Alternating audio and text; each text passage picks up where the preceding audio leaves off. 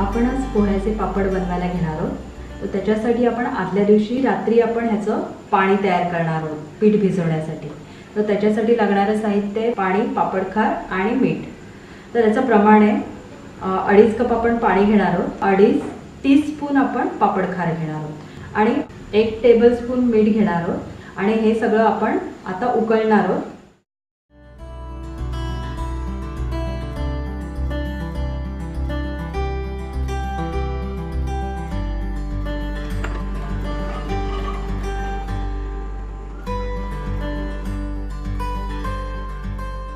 चांगली उकळी आली आहे, आता आपण गॅस बंद करूया। पोहे हे असे आपण 2 कप घेऊन पोहे भाजणार आहोत। 2-2 कप घेऊन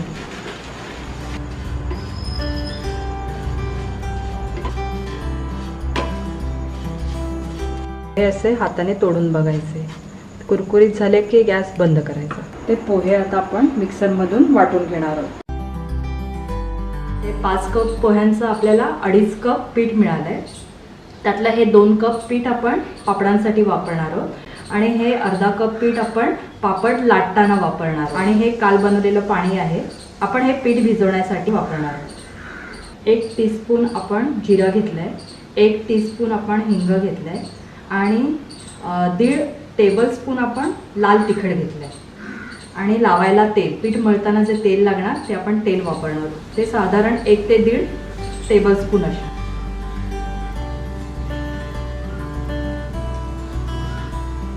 हे असं नीट सगळं मिक्स करून घ्यायचं आहे। थोडं थोडं पाणी मिक्स करायचं।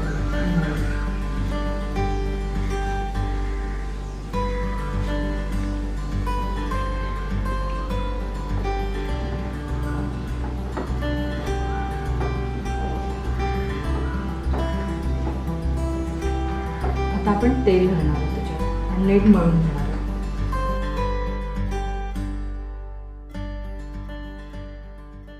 ते 1 तासभर आपण ओल्या कपड्यात गुंडाळून ठेवणार आहोत आणि ते ठेवल्यामुळे ना त्याचं नरम झालंय आता पीठ। आता सहज आपण मळू शकतो ते पीठ। हे आता मळून झालंय।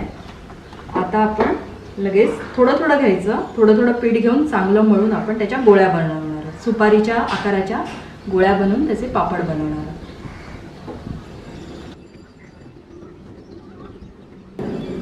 हे पुन्हा ओल्या कपड्याखाली आपण झाकून ठेवणार।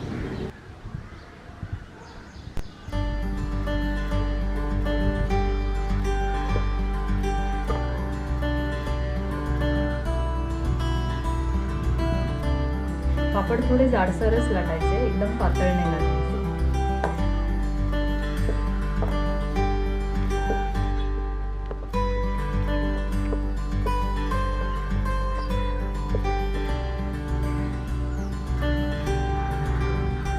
आणि धूळ बसू नये म्हणून आपण कपडा घालणार आहोत, पातळ कपडा।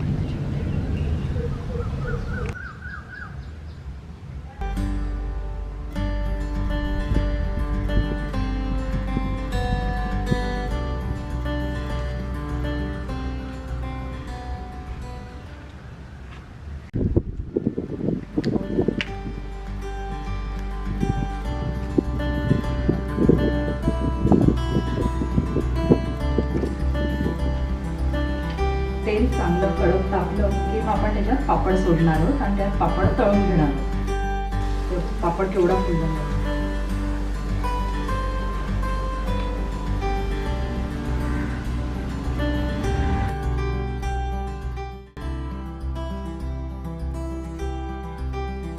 असं तेल निथळून काढायचं आणि मग टिश्यू पेपरवर तो पापड ठेवायचा।